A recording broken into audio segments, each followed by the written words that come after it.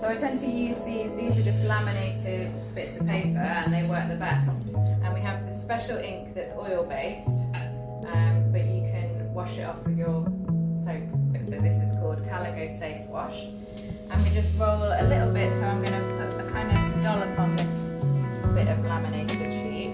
And I'm just going to roll out one way, up and down, and then across. And you can hear it's like super sticky. This is the next bit. So what I do is I've got a series of flyers, and this is what we call our plate. And I roll the ink all over it.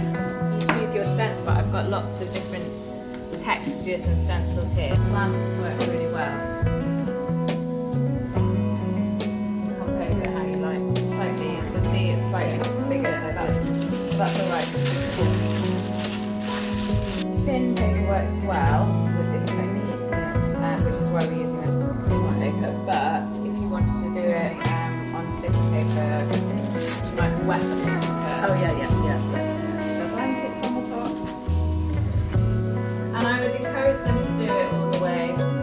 They don't need to go right to the end. And it just is best practice. Do you want to peel it off? Okay, so that's the first one, that's your negative. So you take these bits all off.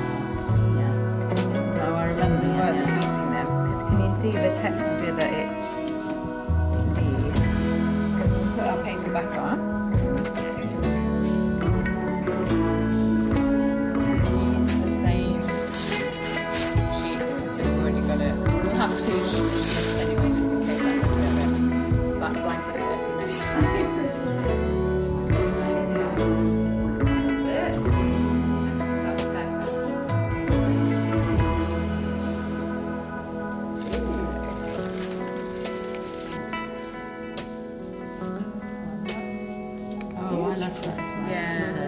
So I guess this is kind of a ghost print. But yeah, we could do. Should we print it again and see what's the truth?